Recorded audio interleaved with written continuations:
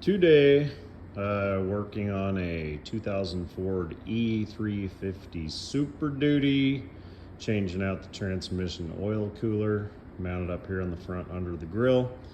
You've got basically 4 screws, little plastic screws across the top of the grill here. And you'll remove those. The bottom, you've got like 3 clips on the bottom. So once you loosen up the grill on the top, you just kind of pull that grill straight out of those. That will give you access there. Then you've got this plastic piece that shows your belt diagram and stuff on there. You've got a couple of screws on there, little plastic screws that you'll pop those off.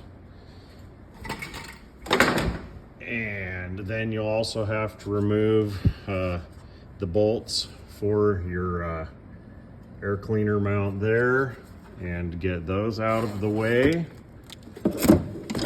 And then you've got on each side, you've got your radiator mount brackets, and take out a couple bolts there.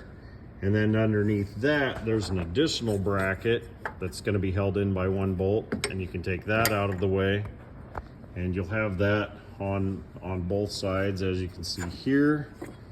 So we'll remove all those, and then after that, you can push your radiator and your air conditioning condenser coil back out of the way.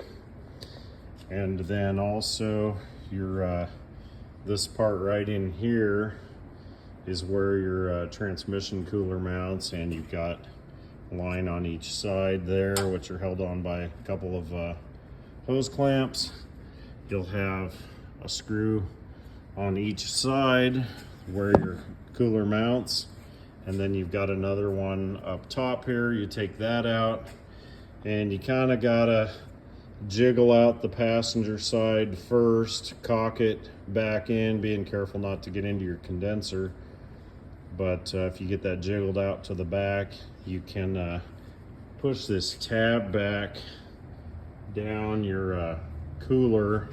You're gonna have to kind of drop this tab that sticks up here. You're gonna have to get that down below this line, and the line on where your radiator support is, get that down below there. Then you can cock your oil cooler back, and pushing both your radiator and your condenser back to give you enough room to give you the clearance in between your radiator support and your radiator and condenser, and you can slide it right out of the top.